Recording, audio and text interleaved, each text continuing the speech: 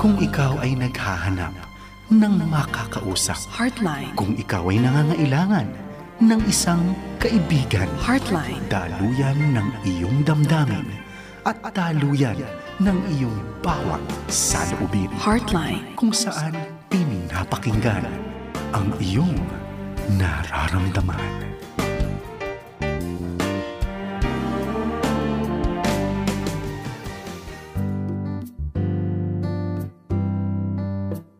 Magandang gabi, kaagapay! And welcome dito po sa Heartline Tuesday Legal Edition over 702 DZAS FEBC Radio TV. Kami po ay proud and active member ng KBP o ng Kapisanan ng mga Broadcaster ng Pilipinas. At ang ating palatuntunan ay sabayan din pong napapakinggan at napapanood sa ating ongoing Facebook at YouTube live stream. Kaya sa ating team online, magandang gabi po sa inyo at salamat dahil kayo po ay nanonood sa mga palatuntunan ng ating himpilan. Kung meron po kayong mga pabati, mensahe or mga pa-shoutout, feel free to post that sa ating comment section and do not forget to share the link of this video sa inyong mga social media accounts at group chat. Ako po si Arwel Mendoza, ang muli nyo pong makakasama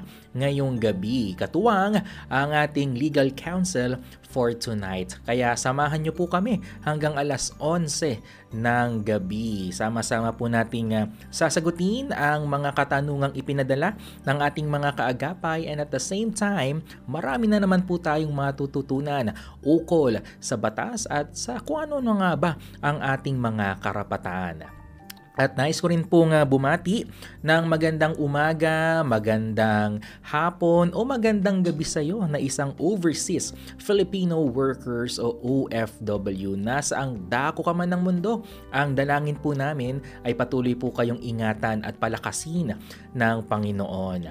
At also, nais ko rin pong bumati ng happy birthday and happy anniversary sa ilan nating mga kababayan na nagse-celebrate sa araw na ito. We pray na kayo po ay patuloy na pagpalain ng Diyos ng siksik, liglig at umaapaw. At sana po ay na-enjoy nyo ang inyong espesyal na araw kasama po ang inyong mga mahal sa buhay. At ngayon nga po ay September 24, ilang araw na lang ay magpapaalam na rin tayo sa buwan ng Setyembre at malapit na rin nating maabot ang buwan ng Oktubre. And kamusta naman po ba ang naging araw mo? Sana ay naging masaya, na natiling produktibo at kung ikaw naman ay naka-rest day today, sana na-maximize at nakapagpahinga ka nga talaga. At anuman ang iyong ginagawa at pinagkakaabalahan sa mga oras na ito, gawin nyo lamang po kaming background sa inyong mga gadgets at sa inyong talapihitan. At kung ikaw naman ngayon ay nasa biyahe, nasa kalagitnaan ng kakalsadahan at naiipit ngayon sa traffic, ganun po talaga, huminga na lang ng malalim at makinig na lang dito sa Heartline. At kung ikaw naman ay nagmamaneho, may hawak na manibela, takbong gwapo lang. Pag sinabi nating takbong gwapo lang, yung banayad lang, smooth lang, hindi gano'n na kabilis yung takbo at nagmamadali. Oo. At lahat naman talaga tayo makakarating din sa ating mga pupuntahan. Kaya chill lang sa pagdadrive. At shout out na rin sa ating mga kababayan ngayon dyan na nasa kanilang tahanan, na nakaupo lang sa kanilang mga sofa at may kasalukuyang hawak-hawak na kape or di naman kaya gatas at nagchichillax na lang sa mga oras na ito. Opo, deserve nyo po yan.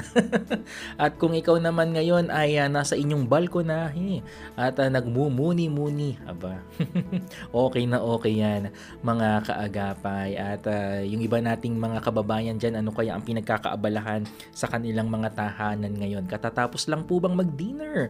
O di naman kaya pwede pa ba yung siesta?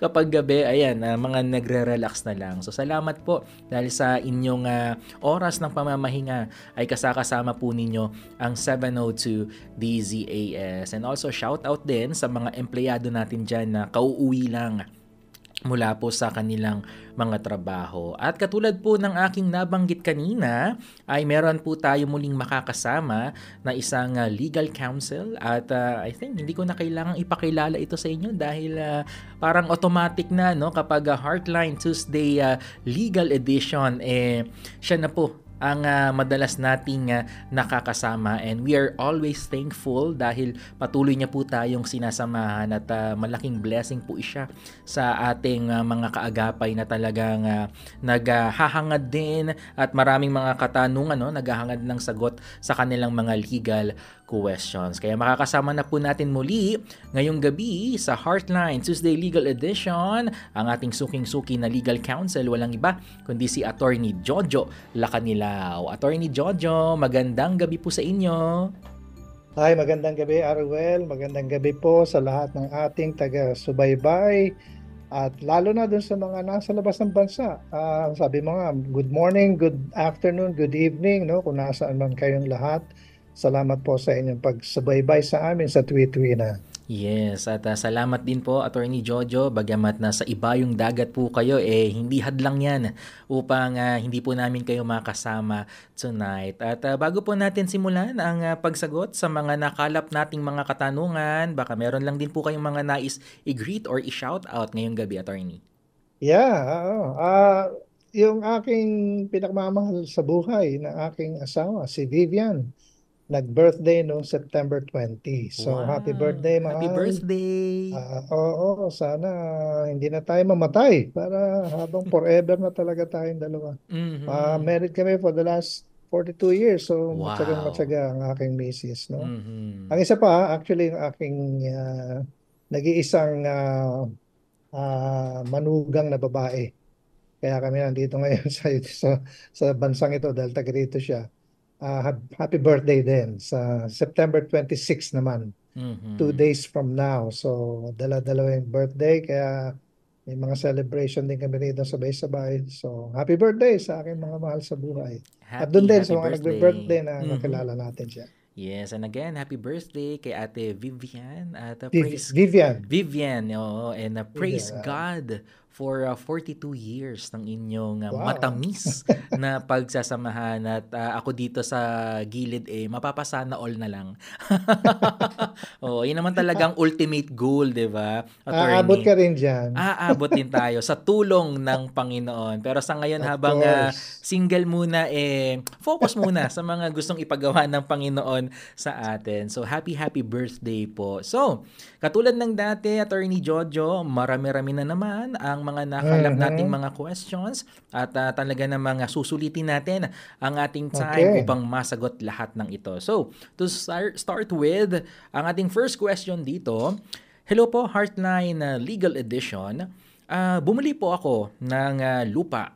Deed of sale lang po ang meron ako at napanotaryo ito. Ngayon, gusto ko pong ibenta dahil may bigla ang pangangailangan. Attorney, pwede ko po bang itong ibenta at magpapagawa na lang po ako ng bagong deed of sale? Ano po kaya ang pwede kong gawin dito?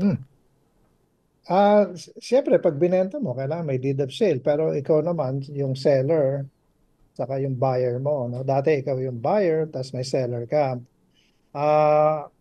Ang mangyayari dyan, kahit dahil hindi na ilipat yung title sa pangalan niya, diretso na yung deed of sale dun sa magkakaroon pa ng yung ibibigay kasi yung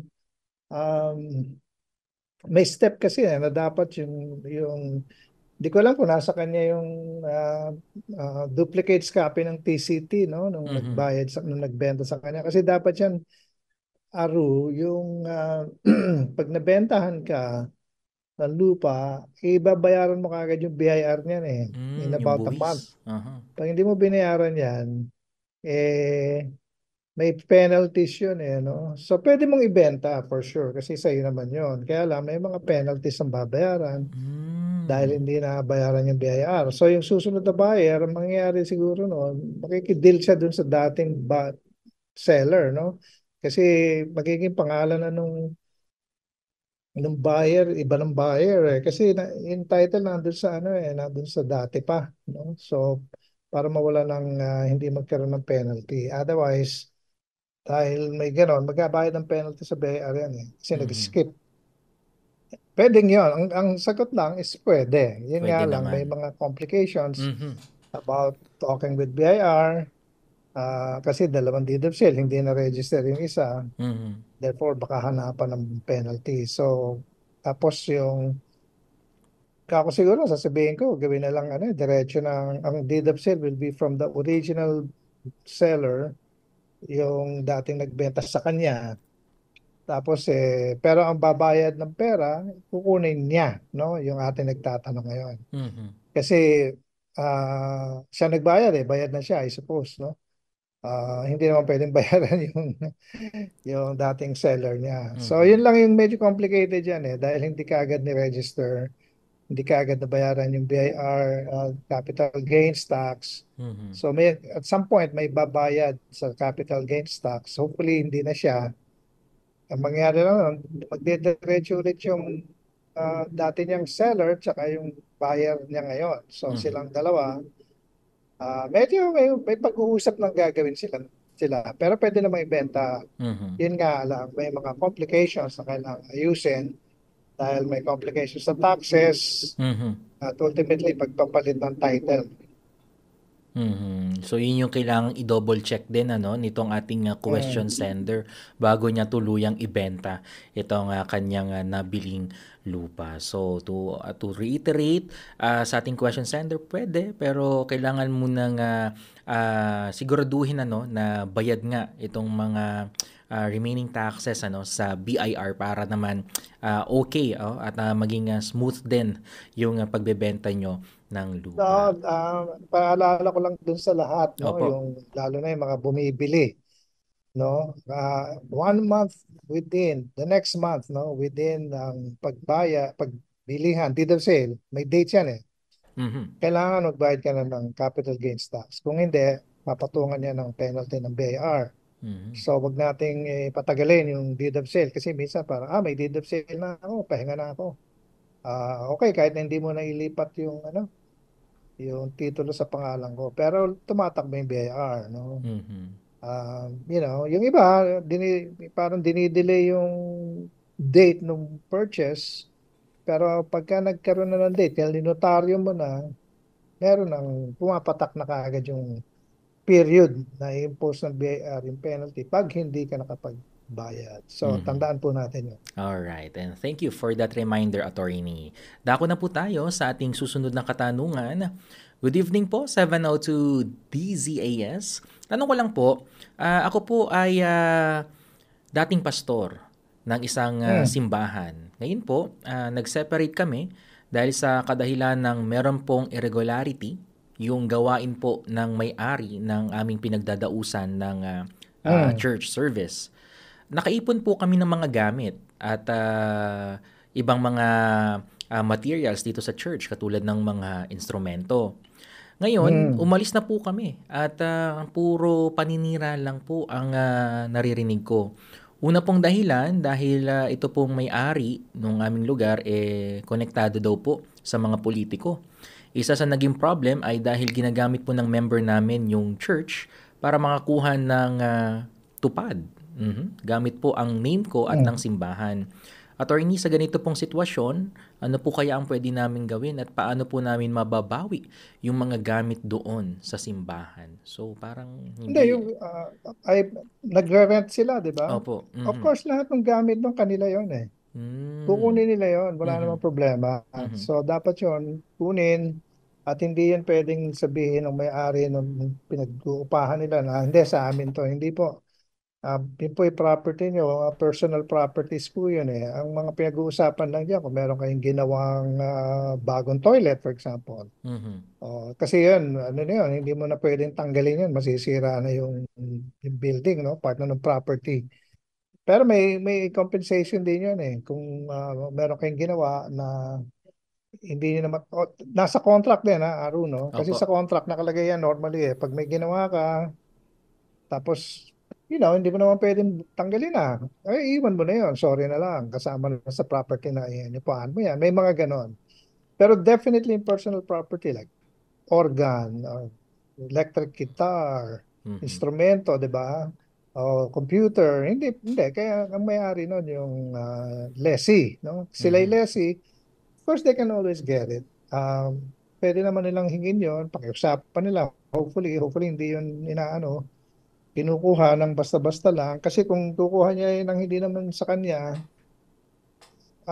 may criminal liability yun eh. Mhm. May Mhm. pagka-estafa yun. Lalo No? na kung ayaw payagan na kunin na yung mga gamit nila dun sa lugar eh. Meron, pwede naman, hopefully hindi, maintindihan naman normally ng mga normal na tao yan, Mhm. na hindi ko naman binili yung laptop, tapos ako nangupa sa bahay ko. Okay, may pianong malaki doon, dinala nung lessee ko. Hindi ko naman sasabihin sa akin yun, di ba? Mhm. Unless nakalagay sa kasi minsan nakalagay sa kontrata, hindi mo alam eh. Pag pinasok, although it doesn't make sense, no? Pag pinasok yung any personal property nilagay doon, akin Mhm. na. Unang-una, hindi tama yon. Hindi Pero talaga. wala Mhm. pa akong nakitang ganung lease contract. Yun Mhm. lang ang possibility na pwedeng sabihin ng may-ari na, hindi, pumayag ka na nilagay mo rito yan sa akin na yan. Mhm. Otherwise, dahil normally walang ganon, of course, pwedeng kunin ng ng lessee, yung nag-upa. Dahil kanya yon. Lahat ng dinala niya ron, dadalhin niya. As long as wala siyang masisira doon sa pag-aari ng lessor. Mhm.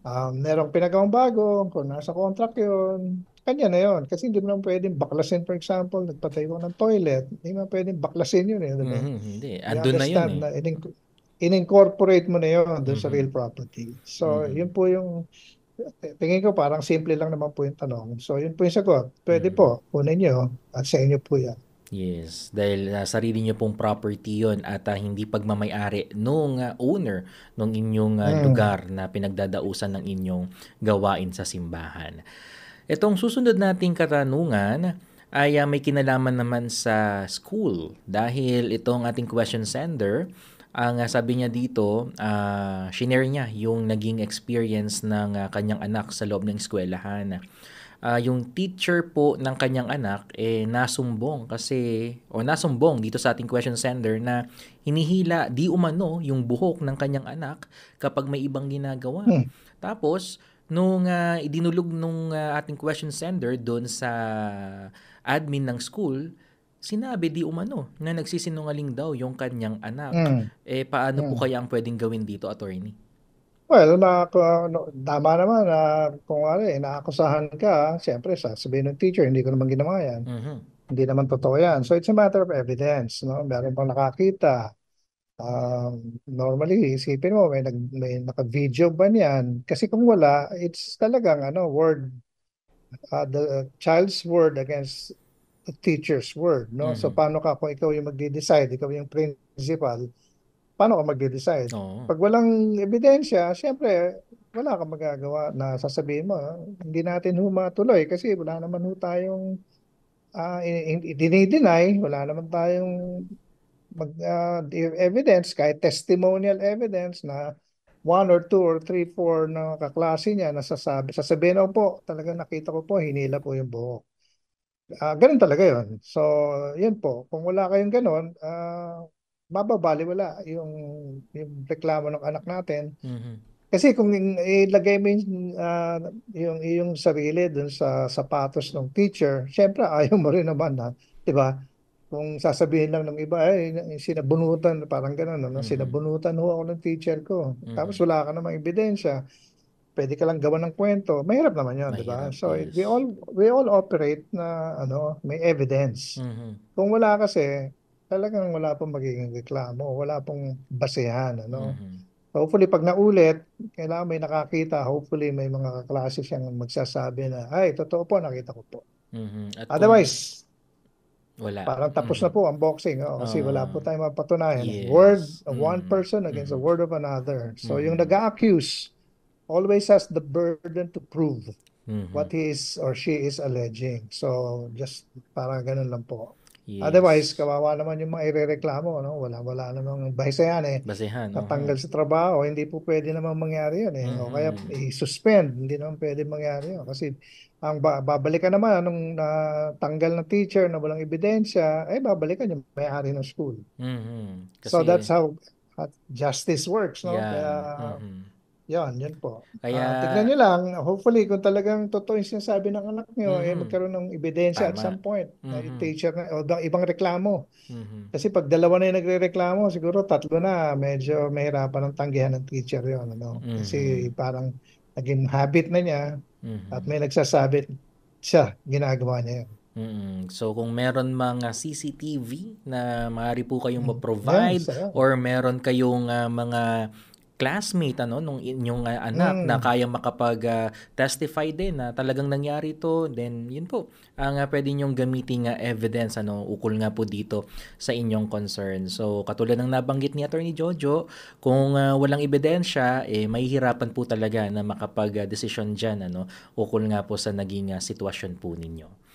Sa ating susunod na question, Attorney Jojo, ano po kaya ang pwedeng ikaso sa babaeng meron ding sitwasyon dito ng sakitan So, ano po ang pwedeng ikaso sa babaeng nananakit sa akin at pinagsalitaan po ko ng masasakit sa harapan ng dalawa kong anak? Para pong na-trauma yung mga anak ko at natatakot na po sila baka Mm. saktan na naman sila. So hindi tinukoy dito kung sino yung nanakit Babae lang. Oo, hindi Babae hindi lang. hindi Of hindi course. tinukoy kung kaibigan ba 'to or katrabaho. Oo, kung sino ba siya. Oo. Opo. Pero pananakit, no? O kaya pang-abuso, marami na pong pwedeng gawin doon, no? Kung Mhm. sinampal ba, ano bang sinabi, Aro? Kung ano Parang man yung ginawa, na hindi, may pagsipa at pananabunot din di oo, umano. hindi, Opo. wala namang physical injuries, assuming, kung may physical injuries, sasampa mo ng physical injuries na kaso, Mhm. slight, kung walang masyadong damage, no? Kung wala din, unjust vexation, no? Yun, pwede pong gawin yun. Reklamo po kayo. Pwede po kayong, kung magkapit-bahay kayo, magreklamo muna kayo sa barangay. And then kung talagang hindi malutas doon, tuloy nyo hanggang korte. Yun nga lang. Siyempre, anything like that kasi talaga traumatic yan. No? Ikaw na yung Mhm. na-biktima, ikaw pa yung maghahabol ka pang gano'n. Pero that's what you want to do. Yan ang pong pwede nyong gawin at para ipagtanggol ang inyong sarili, no? By legal means. Kasi pwede naman din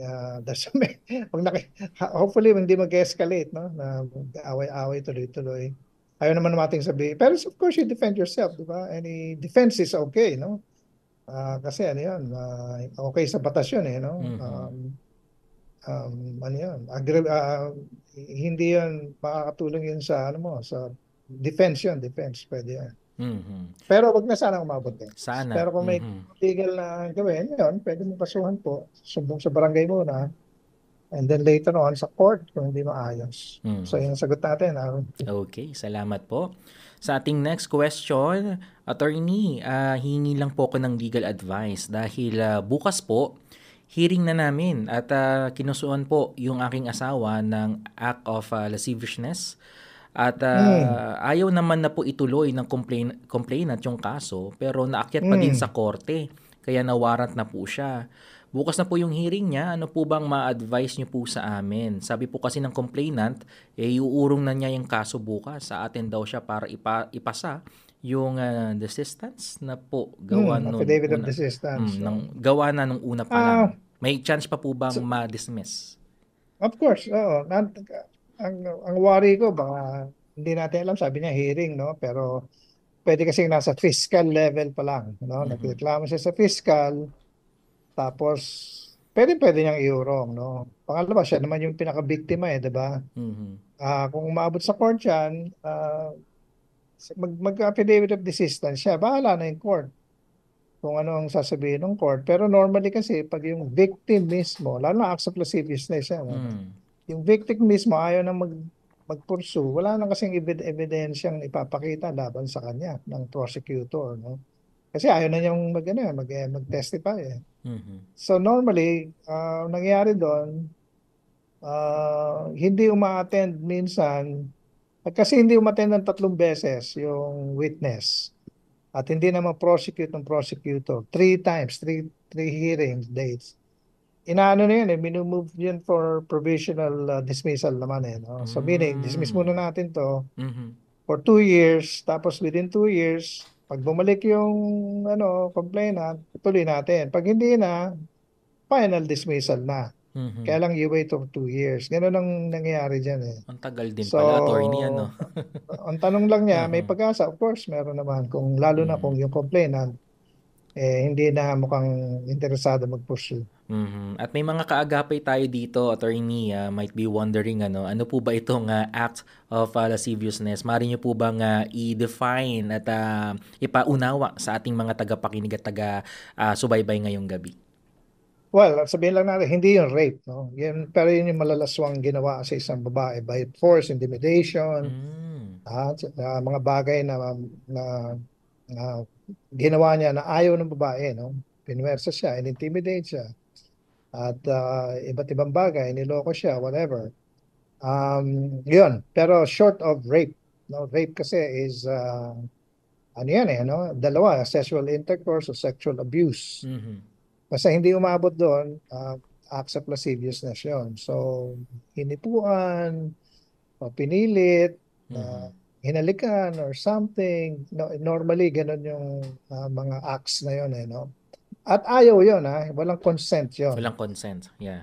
Kasi kung may consent, siyempre walang crime, di ba? Walang Mhm. crime. So, dapat may force, may intimidation, may mga ganong elements pa yun. So, yun po ang acts of lasciviousness. Ang pwede pong mag-file ng kaso dyan, yung biktima mismo, o yung tatay, nanay niya, o yung ibang kamag-anak niya, kasi personal po yan So, pagka, pwede pong iurong talaga yon.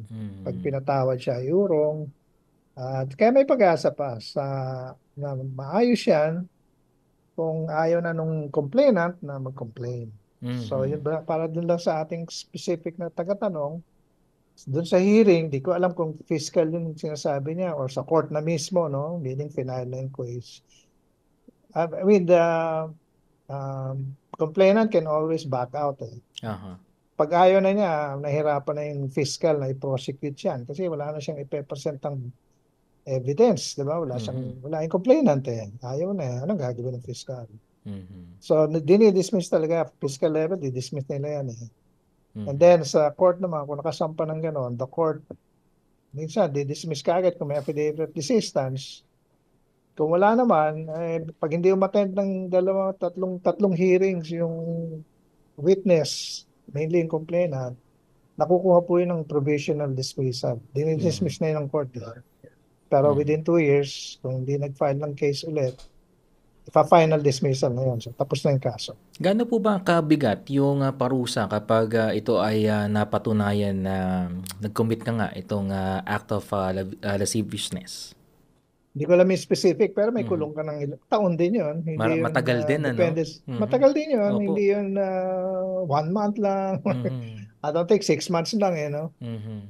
Ito Kasi taon. hindi ko kabisado yung penalty, no? Pero Aha. may kulong yun. May kulong Mabigat yun. din. Mhm. Kaya, Mabigat din. Siyempre, I mean, yeah. isang araw ka lang sa kulungan, mabigat na Pero Mhm. bilangin mo pa kung taon, Mhm. bibilangin mo, mahirap yun. Kasi it's a Mhm. serious offense. Yes. Hindi Mhm. walang consent yung babae, di Mhm. ba? Mhm. Pag alam mo naman, sa human interaction, especially medyo romantic and intimate, hindi pwedeng ikaw lang, tapos pinupuwersa mo yung partner. Kasi kailangan may consent siya. Kung wala siyang consent, ay crime po yun. Kaya iwas po kayo sa ganon. Ngayon kasi kahit asawa na-rape din. Mhm. Hindi yun defense na, hindi, mag-asawa naman kami.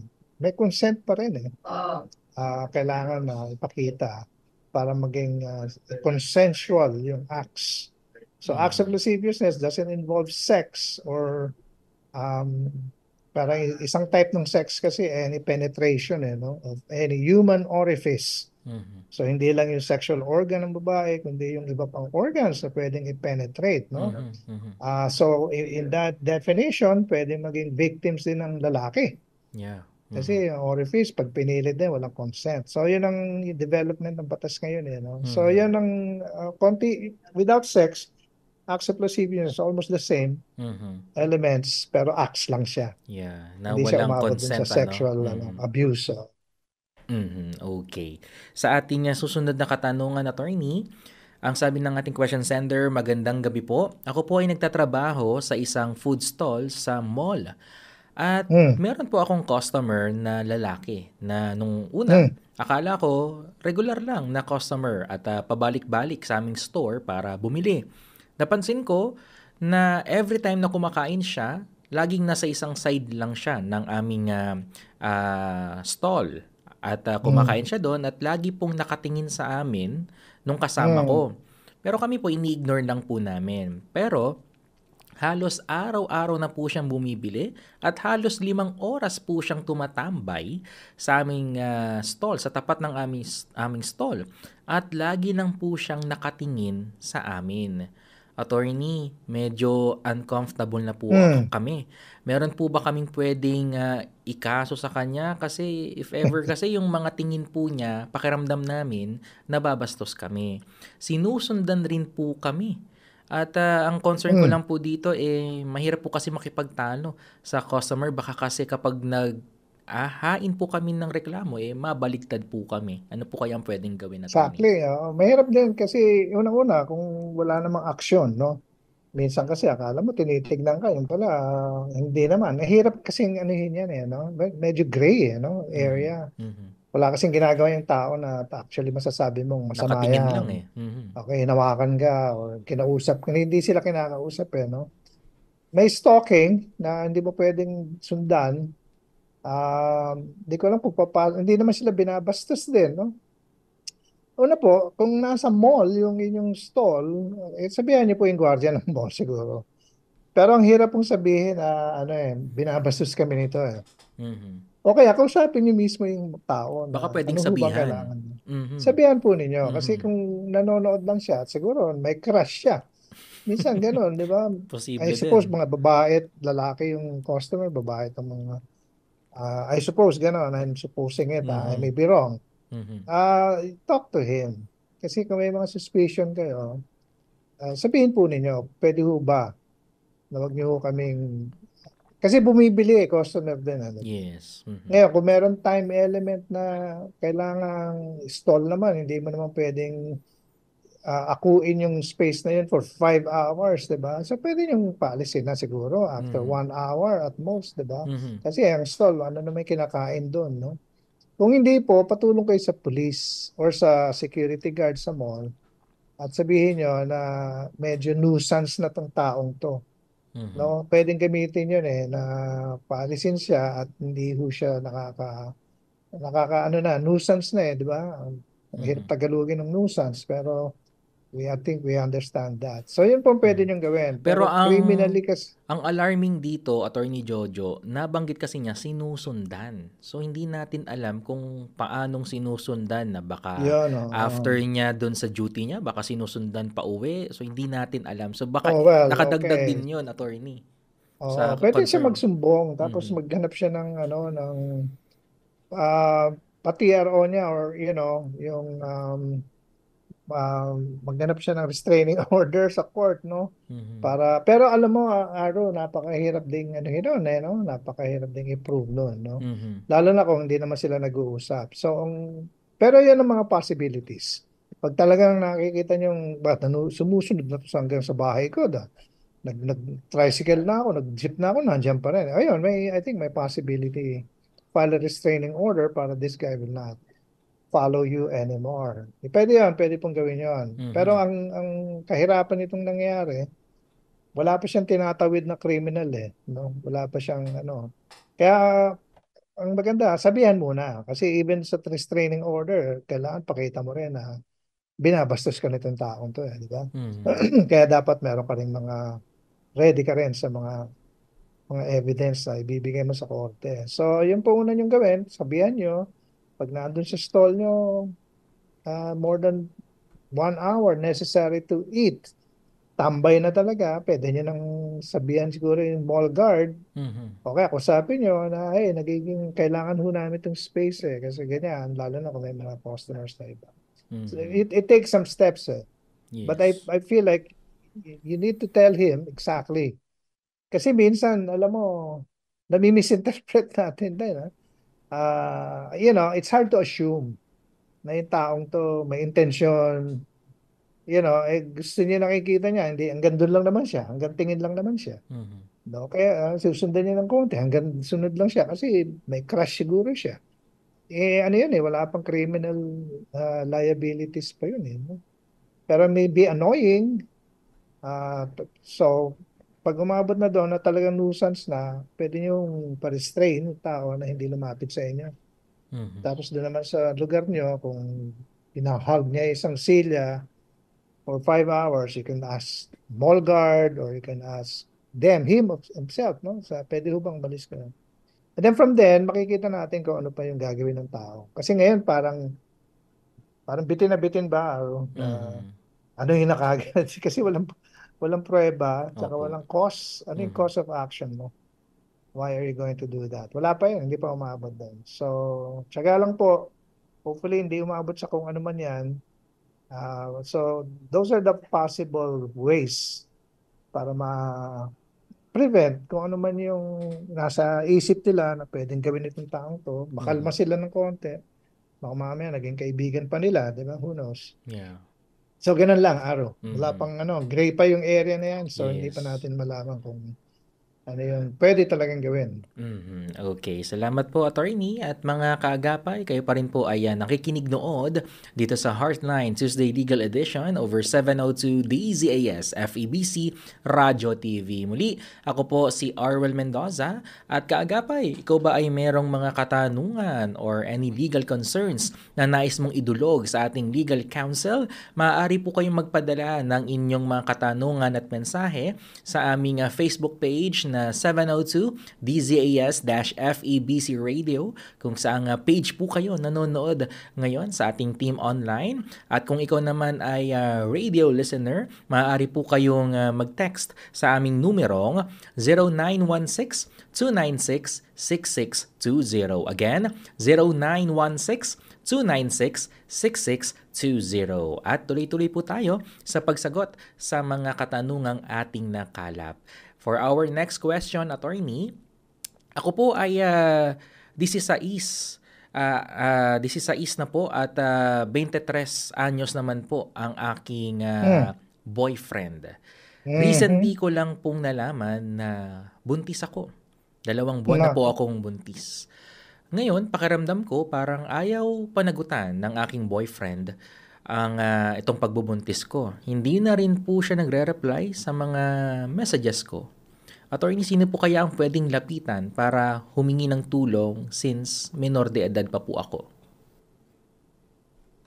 Okay, pwedeng humingi ng 1623. Mhm. Ayun, ano yan eh. Normally, pag yung majority age ka, tapos ang karelasyon mo, minor, may ano yan, ang daming possible, ano dun, abuse of my, ano yan, child abuse din yan eh, Aro. It may not be rape per se, kasi hindi naman pinilit, pero may Mhm. child abuse yan eh. Pag in-abuse mo sexually yung minor, ang minor kasi, ano eh, hindi sila nakakapagbigay ng consent eh. Kasi minor sila eh, di ba?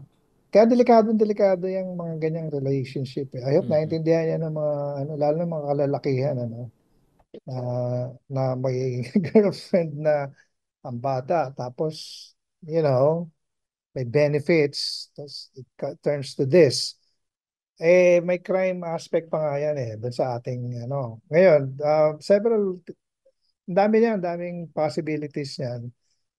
Pwede kong humingi ng tulong sa abogado, actually. Kung alam Mhm. ng parents mo, naku, pwede talaga i-demanda yan.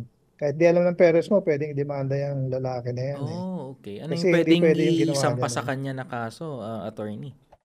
At least child abuse. Hindi Hmm. hindi alam mo ang pagka ang ah, kasi minsan nangyayari talaga yun, parang 16 years old, 'di ba? Yung ganung age, parang minor, hindi anong law doon eh.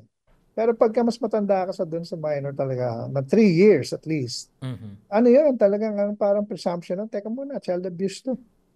Kasi matanda ka na eh, tapos 16 years old lang yung naging ano mo. Kuwari, 14, 17, gano'n.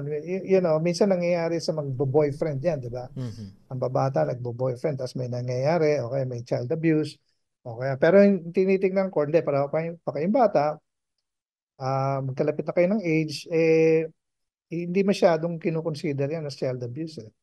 Hindi, actually, hindi kinukonsider as child abuse. Pero kapag ka ikaw ay more than 3 years older than the minor.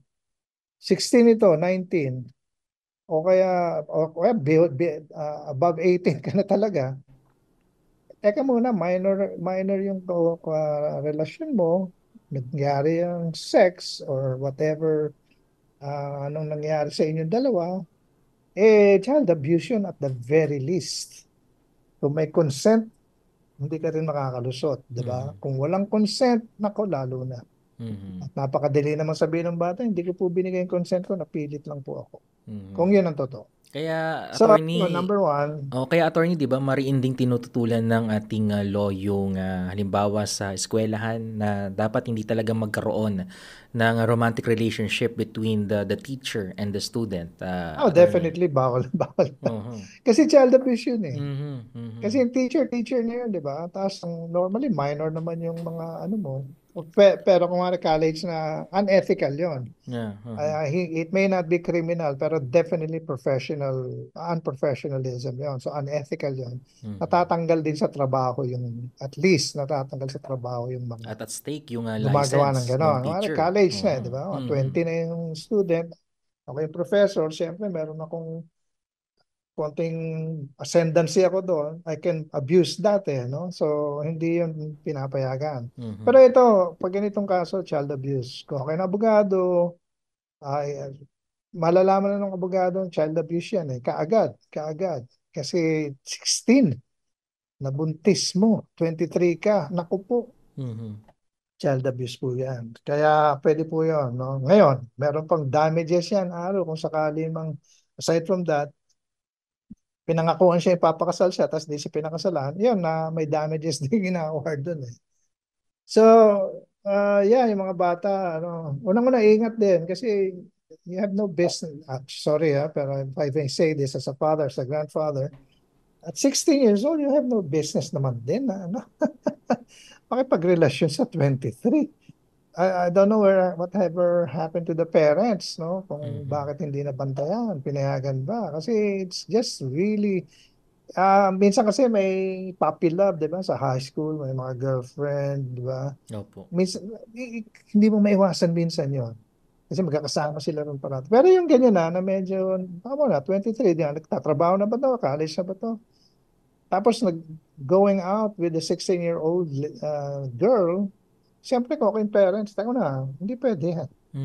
Hindi na puppy love yan, lokohan, hindi na ngayon nabuntis nga. So you see, the consequences of it. Pero again, consult a lawyer.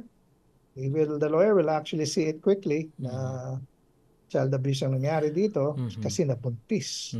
Kaya, papaano naman attorney kung ang maging arrangement dito sa situation nila ipakasal? Is that legal? Sa rape pwede. Kasi ang difference ito, yung rape kasi, crime against chastity. Okay. So yung victim can actually forgive yung may kasalanan ng rapist. Sabi nga, sige na nga, magpakasal na lang tayo. Okay na sa akin. Wala na yon. Pero kapag child abuse, ibang batas yun hindi revised penal code yun. Walang ganon. Walang gano'n na parang pinatawad mo by marrying him. No, hindi. Kasi hindi to rape. Child abuse to Kaya iba yung batas na yon. Sa batas kasi ng rape, pwede yon. Pero iba yung batas na i-invoke niya So, medyo ako, mahirapan yung 23 years old dyan. Lusutan yan. Kasi ako, may mga alam ako ng mga actually, for some reason, before the Supreme Court actually put some rules on it, 17 to 16, nakulong din o nahuli din Okay. Kasi nabuntis nga. Pero ngayon, hindi na yun kino-consider na per se rape, lalo na kung parang minor by the ruling of the Supreme Court. So dito medyo komplikado nga Attorney Jojo at posibleng maharap itong nakabuntis ng kasong child abuse kapag lalo na ang mahirap dito mukhang ayaw panagutan, mukhang tinatakbuhan base nga dito sa kuwento ng ating question sender, but we hope ay mapanagutan dahil ito naman ay hindi biro hindi to basta-basta dapat tinatakbuhan yung mga ganitong klaseng responsibilidad. Pero alam mo, Aro, kahit na panagutan niya yun, may crime na Child abuse nga Hindi naman, sige po, papakasalan ko na po. Re-recognize ko. Baka yun kasi maging mindset nung boyfriend. Hindi po ganoon Lalo kung naisumbong na sa piskal yan, sa pulis yan. Unless sasabihin naman ng victim, sige, hindi na ako maghahabol ng kaso. Kasi again, siya lang yung witness. Pero pagka may testigo or evidence yung fiscal na nabuntis ka di ba? Hindi mo naman kailangan sabihin na ikaw pa yung complainant dito kasi nakita naman buntis ka Pag tinuloy nila yun, palagay ko, may pag-asa pa rin yun na yung 23 years old, managot na in a sense na pagbayaran niya yung krimen na ginawa niya. Hindi lang yung panagutan yung bata or yung kanyang girlfriend, kundi krimen na nangyari dito. Okay. Salamat po, Attorney. Sa ating susunod na tanong, magandang gabi po, 702 DZS. Ganon din sa inyo po, Sir Aru and Attorney Jojo. Tanong ko lang po, ito po kasi yung aming situation.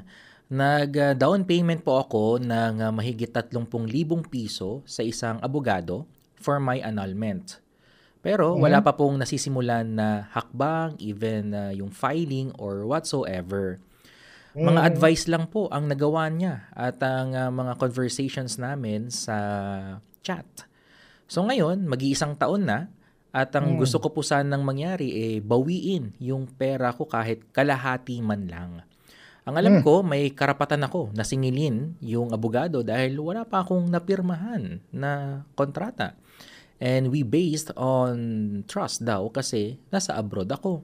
Noong umuwi ako, wala man siyang update. So attorney, please enlighten me. Legal ba yung side ng lawyer ko na wala daw siyang ibabalik na perang ibinayad nitong ating question sender? Ay, nako. Panyero, kung nakikinig ka, ayusin mo na lang. At kasi alam mo, I'm saying that, ang dami na pong kasong ganyan na sinuspende ng Supreme Court yung abogado na binayaran, naningil, tapos sinabing ganitong gagawin niya. Yung iba, malalaking amount ng konti, 100,000, 50,000. Pero ganyan din ang ano niyan no? Ano pa rin yan, unethical under our CPRA, tawag namin, Code of Conduct, no? Code of Conduct ng mga abogado. Ano yan, nasususpend yan, Aro. Ngayon, kung nasuspend na siya dati, baka ma-disbar pa siya. Pwede po niyong hingin, definitely, kasi hindi niya ginawa yung sinabi niyang gagawin niya. Hindi nag-file, 1 year na, di ba? Ako, saktong-sakto yan sa mga unethical cases. Mga ethics cases na nasa batas lahat yan. Number 2, magreklamo po kayo sa IBP. Magreklamo kayo doon na hindi kayo, maliit lang yan, hindi tinuloy, hindi ginawa yung sabing niya, binayaran niya 30, mabalik sa inyo yung 30,000 at madidisiplina pa yung abogado na yan. Kasi that's really, really unethical for lawyers like me. Na sumingin ka ng pera, hindi mo naman ginawa yung sinabi mong gagawin mo. Naku po, napakahigpit po ng Supreme Court dyan. At sigurado po akong didisiplinahin ng mga kabaro kong abogado na gumagawa niyan. At napakadami na po na dinisiplina ng Supreme Court ng ganyang klaseng reklamo. At sana matigil na po yung mga ganitong klaseng gawain kasi hindi rin po nakakaganda sa imahe ng ating mga abogado na katulad ni Attorney Jojo. 30,000, wag siyang mag-settle sa 15 lang, babalik. Hindi po. Yun nga Oo. Mabait pa itong ating question sender. Gusto niya kahit man lang kalahati Reklamo sa IBP yan, ibabalik niya yan for sure. Kasi liit-liit na bagay, ang pera, the scheme of things, sisirain mo yung profession mo, di ba? Yes. Di ba? Parang kakaroon ka pa ng record. Unless yung abogado talagang, may mga abogadong na charlatans talagang ginagawa nila yung mga ganyung bagay. Nadidisiplina yon. So, yun lang po, sa ating tagapagtanong, Yun po ang pwede niyang gawin. Huwag kayong Mhm. mabahala at malulutas po yung inyong problema na yan. Dumulog na lang po sa IBP, sa Dumulog lang tanggapan po ng kayo sa IBP. IBP po, Integrated Bar of the Philippines. Mhm. Kung may kakausapin kayong lawyer to help you write it up, alam na po nilang gagawin dyan. Mhm. Kung hindi man, yung IBP nandyan po sa kapitbahay ng ating Oo. estasyon yan. Ortigas lang. Oo. Konting Mhm. lakad lang ba? Walking distance, opo. Walking distance lang. Bago ka umabot doon sa magandang mga malls Mall. dyan, Yes. andun ang IBP, makikita mo na. Ayan. Salamat po, attorney. For our Okay. next question, magandang gabi po.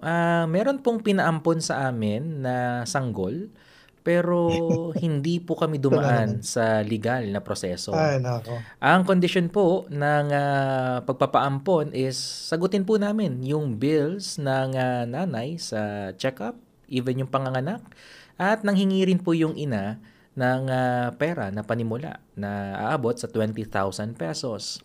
So lahat ng gastos ay umabot po ng mahigit 100,000 piso. Ngayon po, attorney, after a week, binawi din niya sa amin yung bata pero hindi niya binalik yung mga nagastos namin. Ano po kaya ang pwede naming habol dito or anong pwede naming isang pangreklamo? Okay, at least sa bata, in a way, nakakatuwa na naayos, no? At sila, yung tagatanong natin, Aro, natutuwa naman ako sa kanila na at least wala na silang pinolsify Mhm. na dokumento para maging quote-unquote anak nila o inampo nila yan. So, Yes. naiwasan na nila yung mga criminal possibilities na mangyayari sa iyo kapag yung ganyang scheme. Alam na natin yan, no? Marami na tayong tanong na ganyan, marami na Mhm. tayong naririnig na ganyan. Maraming gumagawa pa rin yan na yung mga bata, quote-unquote, pinapaampon na hindi dumadaan sa proseso. Bawal po yun. Number one lang, no? Bawal yun. Don't get involved in that. Kung gusto nyo umampon, ampunin nyo ng maayos. Ngayon, doon sa katanungan, of course, pwede nyong singilin, no? Kasi binayaran nyo no? Parang in a way, Malaking parang halaga din to, attorney. gawin yun, parang loan no? Na, although, ang pambayad ko no, dapat yung bata, pero hindi maganda yun. Pero at least, hindi naman yun libre, no? Hindi naman libre yung binigay mo lahat yun. So, I think you can always file a case, no, against the um, it's a good case Iniisip ko kung pwede niyang i-file ng staff no? Although nga yung consideration is kukunin niya dapat yung anak, no, papaampon. Hindi na pumayag ng nanay. Pwede namang sabihin talaga namang aampunin namin to ng maayos no? So when I gave you the money, aampunin naman namin ng maayos to later on. I guess kung ako titignan ko yung angle ng staff no, na hindi yun lang kasi criminal yun na hindi binigay mo yung pera for something na hindi ginawa, no? At the very least, pwedeng singilin pabalik, no? Mhm. Kasi ikaw nagbayad ng hospital, ah, depende lang sa usapan. Hindi ko alam kung ano yung pwedeng, hindi naman to donation, no? I suppose. Yeah. So, Mhm. ito ay talagang parang binigay mo, naghahanap ka ng kapalit na hindi nangyaring kapalit na in a way, di balik sa yung pera, di ba? Mhm. Dapat na Nagpa-down payment ibalik. pa. Pwede po yan. No? Kaya lang, easy lang kayo. Talaga pong napakahirap niyan. Kita mo wala kasi kayong karapatan dun sa bata. No? Kaya dapat, Mhm. sabi nung nanay, hindi, akin na to Wala na yung pera mo, di ba? Ginastos mo for nothing. Mhm. Na, buti na lang in that sense, kung naiwasan yung kung ano man yung pwedeng gawin. Kasi baka mag-falsify pa kayo ng birth certificate. Ako po, napakahirap po niyan. Tapos yung nanay talaga, dahil binigay sa inyo ng walang proseso yan, abandonment pa yan ng bata, bawal din yun, hinuhuli rin yun. So that really was a problematic transaction in the beginning. Mhm. Ngayon lang, tumama yung mga sitwasyon kasi binawi yung anak. Mhm. Kinuha Ano ni ka anak. lang, down ka ng what, 150, 100,000. Mhm. So, bawiin mo na lang. Yun nga, you go through the process. Hindi ko lang kung may angle ng staff kung ako ang abogado, tignan ko mabuti, but I don't know right now. I can't Mhm. analyze it, no? Hindi ko alam yung buong facts. Mhm. But at the very least, you file some claims, no? Collection, Mhm. money na binigay mo, tapos hindi nila performance, kumbaga, pero dicey rin talaga kasi nga, pinaperform mo, ibigay sa yung bata, no? Pero I think may kaso naman for that mother to return the money Mhm. na pinambayad sa ospital kasi parang inutang niya sa iyo yun, and all the down payment, whatever you call it.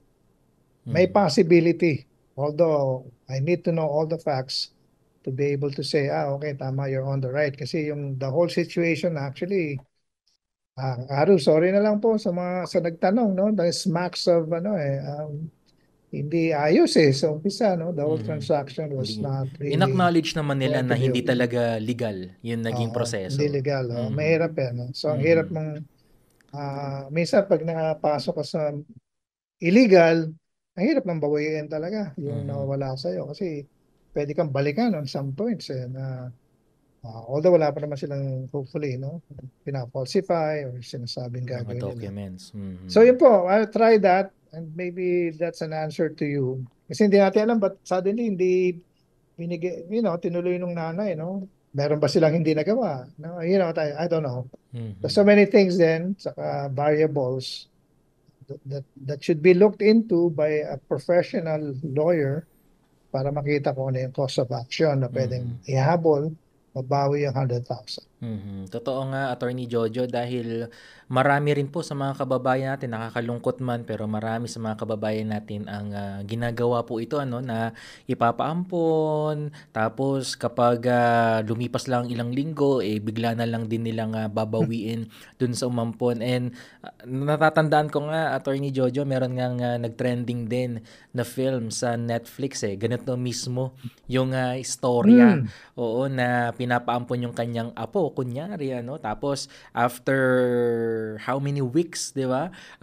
Bigla na lang itatakas yung bata, tapos kung yung pera na natanggap nila dun sa mag-aampon, itinakbo na rin nila. So, nakakalungkot Scam, pero no? Scam talaga. na-scam bigla. So, sana yung mga ganitong mga gawain sana matigil na rin. Pero halimbawa, Attorney Jojo, merong lumapit na mga ganito, no? Mga klaseng tao na ipapaampon at humihingi ng karampatang pera. Ano kaya yung pwede na lang ding sabihin para lang din may idea yung mga kaagapay natin na just in case ma-encounter po nila yung mga ganitong situation.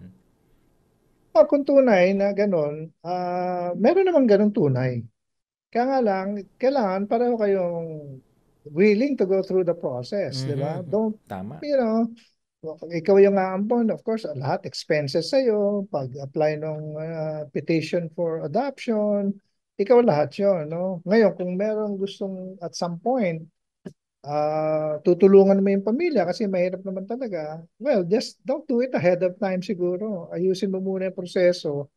At least kung sumampa na, nagsisimula na, and then in the nature of you want to help the family, dahil napakahirap nila, siguro naman hindi na yung titignan ng iba na, oy, binili mo yung bata, no? Parang ganon. Sana hindi ganon mangyari. Kung tunay na, aampunin, wala namang problema kung tunay Mhm. wag lang magmukha naman binili mo yung bata, no? Kahit kasi ikaw feeling mo, wag naman sanang binili ko yung batang ito. Kasi pag gano'n na usapan, hindi rin papayagan ng batas yun no? Kasi parang yung nanay, ina-abandon niya yung ano niya Yes. for some monetary consideration. Mhm. Ngayon sabi mo nga, may mga scam pa, di ba? Mhm. Yun, ibang scam talaga yun. Opo. Pag gano'n na nangyari, talagang estafa kasong pwedeng ano yun doon. Plus child abuse, no? Na binebenta Yes. yung batang gano'n. So, Ini-exploit din sa akin lang Mhm. po, kung waring meron talagang gano'ng prospects, may kilala, gano'n, naghihirap, di umpisahan niyo na muna yung proseso. Sige po, ampunin namin, pa-file kami ng petition. Pero ang problema kasi yung normal, binibilisan, wag na po, ano yun na po, kayo na lang ilalagay naming parents sa birth certificate. Babayaran na kaagad yung hospital. Ano naman, sure, may binabayaran din yan kasi iba naman talaga yung record ng hospital kung sino yung nanganak Tapos yun na, tuloy-tuloy na. Baka yung iba naman, baka fake yung birth certificate. So, iwas kayo doon. Huwag kayong pumunta doon. Mhm. Kasi at some point, you know, baka sumabit. Di ba? Pag sumabit, ako, napakahirap, sakit sa ulo yun. Yes. Mhm. Ngayon, kung ikaw yung mag-aalaga ng bata na wala nang usapan, wala namang kaso. Kaya lang, hindi niyo anak yun. You cannot claim na anak niyo siya. Saka yung mga pangalan, records niya, dapat doon sa pangalan ng magulang talaga. Tapos may consent yung mga anak, yung magulang na kayong paaral, etc. Pwede naman yun. Kaya lang, anytime sabihin ng nanay, ayoko na ho, sa akin na ho, atras ka. Kung baka ganun ang pwede mong gawin. Kung talagang gusto mong tumulong, pwede mo naman pag-aralin kahit nasa puder ng nanay, no? Pero at some point nga, minsan, yung nag-aampon, minsan mga walang anak, no? Gusto talaga magkaroon ng anak. Pero mag-iingat lang. Kasi ako may kilala akong gano'n na araw na mayaman. Mayaman naman sila na may nakilala sila dati nilang kasambahay, na anak for some reason. Tapos yung kasambahay nagpunta ng Middle East, trabaho. Iniwan yung bata sa kanya. Para niyang anak talaga. 2 years old na, para niyang anak. Talagang para niyang anak. Pero alam namin na, nako, sir, of course, pag kinuha ng nanay yan, ang gagawin mo, sana ako, malulungkot talaga ako, etc., etc. Pero hindi niya anak kasi. Pero tumutulong siya. It's happening, pero of course, may mga iba-ibang cost yun, no? Emotional, mainly kasi mapapamahal sa'yo. Na-attach ka emotionally. Tapos yung bata, hindi mo alam kung anong impact sa kanya, no? Kasi wala naman siya attachment dun sa dati niyang nanay talaga. Pero those things happen. I'm also saying, from the legal point of view, wala namang problema yun. Huwag lang kayong papasok dun sa alangan na magkakaroon ng legal repercussions kasi may pinalsify, may abandonment issue, etc. Mas mahirap po yun. Okay. Nako, Attorney Jojo, maraming salamat po sa pagbibigay linaw na iyan at maraming salamat po sa pagsagot sa unang batch ng ating mga legal questions. Hindi pa po tayo tapos at tuloy-tuloy pa rin tayo dito sa ating palatuntunan. But for the meantime, tayo po muna ay pansamantalang magbe-break. So sa ating mga radio listeners, kayo po ay makaririnig ng ilang awitin mula po sa papuri at sa ating mga nanonood sa ating YouTube at Facebook live streaming ay makapapanood din po kayo ng ilang mga videos about FEBC Philippines. At sa ating pagbabalik, syempre, tuloy-tuloy tayo sa pagsagot sa inyong mga katanungan. Katuwang ang ating legal counsel for tonight na si Attorney Jonjo Lacanilao. Kaya naman, tutok ka lang kaagapay at magbabalik pa ang Heartline Tuesday Legal Edition sa himpilang 702 DZAS FEBC Radio TV.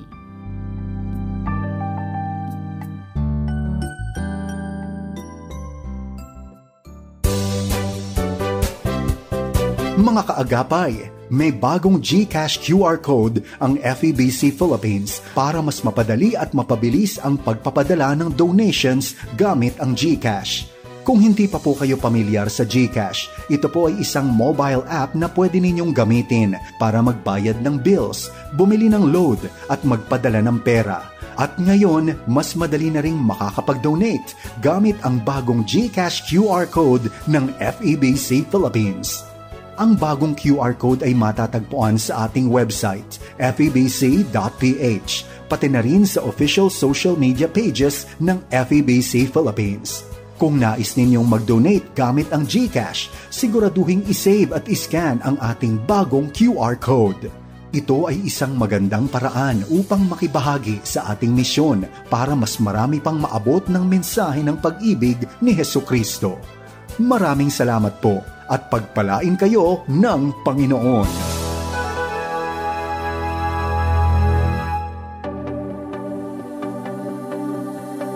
Siyang nagpasimula hanggang matapos, siya rin ang magpapala. Sa kanyang 76 na taong pagbabahagi ng mabuting balita ni Kristo para sa mundo.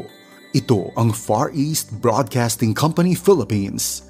Sa Mindanao, 1062 DXKI, your friendly voice, Coronadal City. 1116 DXAS, your community radio, Zamboanga City. 1197 DXFE, the Good News Radio, Davao City. 103.3 DXJL, your positive choice, Cagayan de Oro City. 106.9 DXGR, Radyo Gandingan, Cotabato City. Sa Visayas, 1233 DYVS, Sweet Voice of Salvation, Bacolod City. Up 987 DYFR, Life Changing, Cebu City. 97.5 DYFE, unang tugon ng pamayanan, Tacloban City. Sa Luzon, 1143 DZMR Missions Radio, Santiago City. CARE 104.3 The Way FM, Legazpi City. 106.3 DZRK, Quezon, Palawan. 98.7 DZFE, The Master's Touch, Metro Manila. At 702 DZAS, Agapay ng Sambayanan, Mega Manila. FEBC Philippines, ibinabahagi si Kristo para sa mundo. Heartline, kung saan pinapakinggan ang iyong nararamdaman. At nagbabalik ang Heartline Tuesday Legal Edition sa himpilang 702 DZAS FEBC Radyo TV. Muli, ako po si Arwel Mendoza at sa mga kaka-tune in lang at kabubukas lang ng kanilang talapitan o kakaklik lang sa video na ito, welcome po sa ating programa. At para po sa mga may katanungan or any legal concerns na nais niyo pong idulog sa ating legal counsel, maaari po kayo magpadala ng inyong mensahe sa aming Facebook page na 702 DZAS-FEBC Radio or maaari po kayong mag-text sa aming numerong 0916-296-6620. At kapiling pa rin natin ngayong gabi si Attorney Jojo Lacanilao. Magandang gabi po muli, Attorney Jojo. Ay, magandang gabi po sa Arwel at sa lahat po ng ating panood or pakinig sa atin sa gabing ito. Yes, at meron pa naman po tayong time, Attorney Jojo, kaya tuloy-tuloy din tayo sa ating pagsagot sa mga katanungan ng ating mga taga-subaybay at taga-pakinig. Okay, ang sabi ng ating question sender, magandang gabi po. Tanong ko lang po, legal po ba yung tinatawag na ADA or Autodeduct Agreement? Requirement po kasi ng co-op namin sa kumpanya dahil na-audit po sila. Kung dati po, nakikita sa payslip namin yung kaltas ng co-op, ngayon hindi na. Direct nilang kinakaltas yung loan namin sa sahod namin. Kapag may pirma sila, pag pumayag sila na madideduct yung kanilang salary, normally ganyan yung co-op, no? Kasi meron yung dues eh. Tapos nakikipag-usap na yan dun sa company na yung mga dues i-deduct sa salary nila. May resolution yung board niyan ng co-op at normally pag pumasa yung resolution na yun, sakop ka na nun. Diba? Kasi kasama ka sa co-op eh. So, legal po. Madaling salita po, hindi naman po pwedeng ireklamo yan. Kasi member ka ng co-op eh. Kasi siyempre, pag hindi ka pumayag, makatanggalin kang member. Yun yung choices mo. Papayag ka lang, di ba? Kasi maniningil yung co-op ang iyong dues para wala nang hihintayin ka magbayad sa kanila, minsan hindi nakakapagbayad, dinediretso nila from the company. So there's an arrangement like that. So if you cannot agree to that, hindi pumayag din sa resolution na pinasa, pwede ka namang umalis ng co-op. Yan ang mga choices. Pero wala pong problema yun.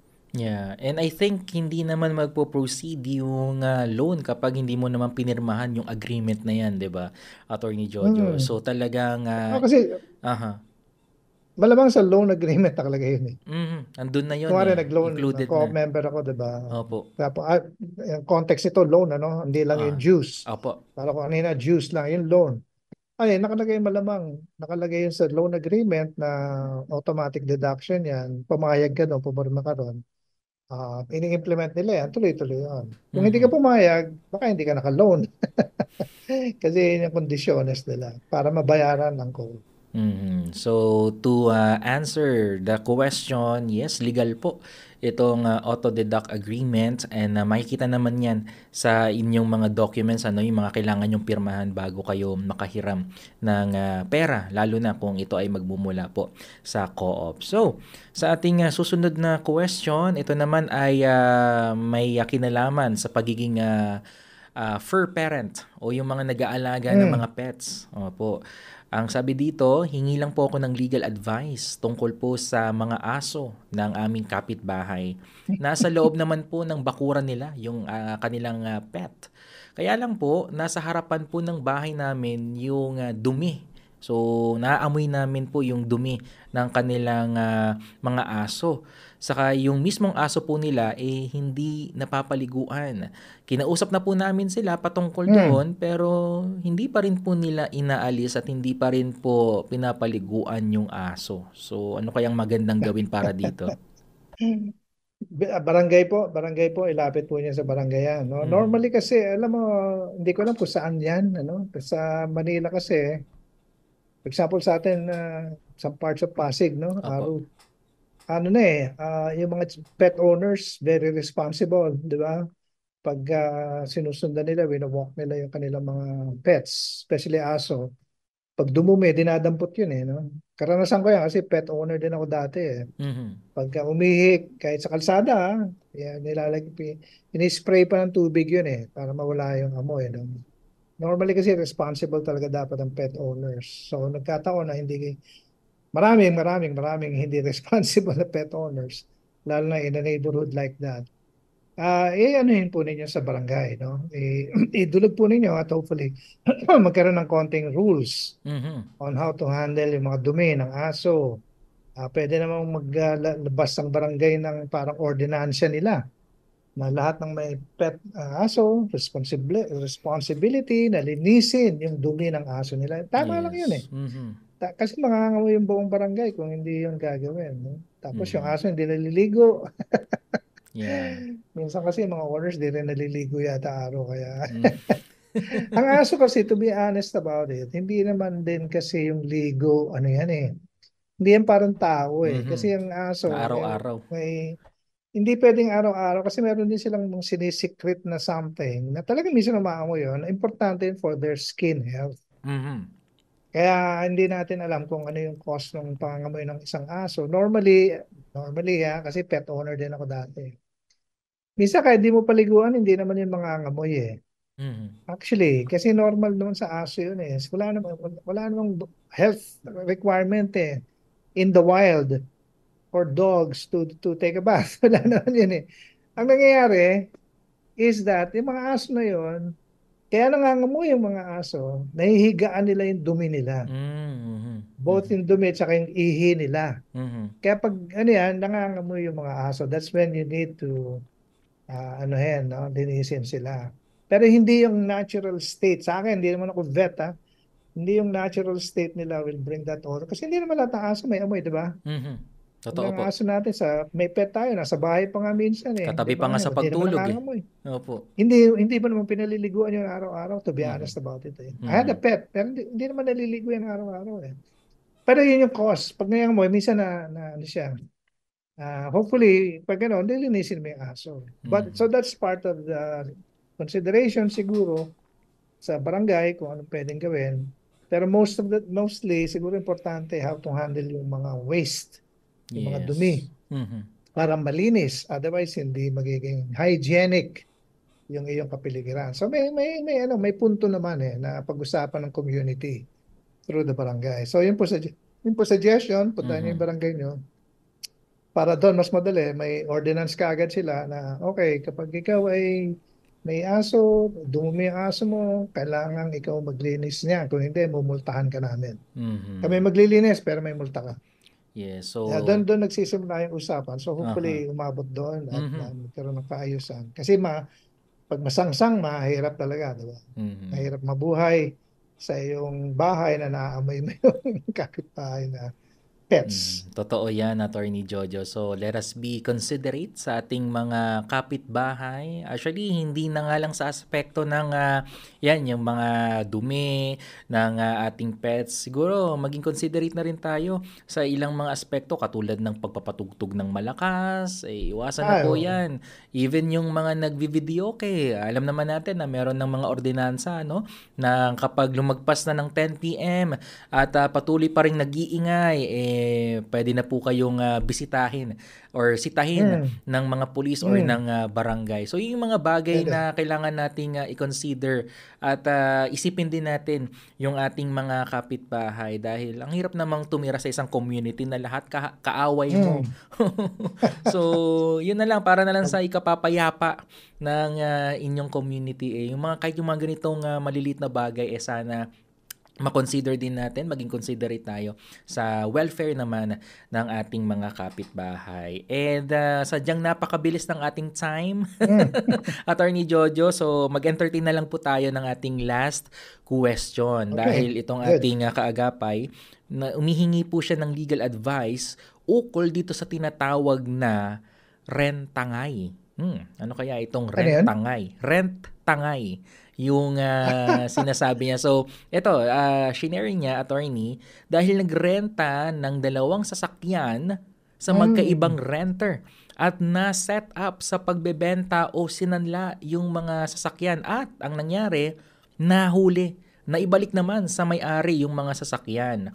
So, sa ganitong sitwasyon, attorney, ano kaya yung magiging kaso nito? At ano yung process para makapag-bail at mailabas itong gumawa nitong tinatawag na rent-tangay? Wow.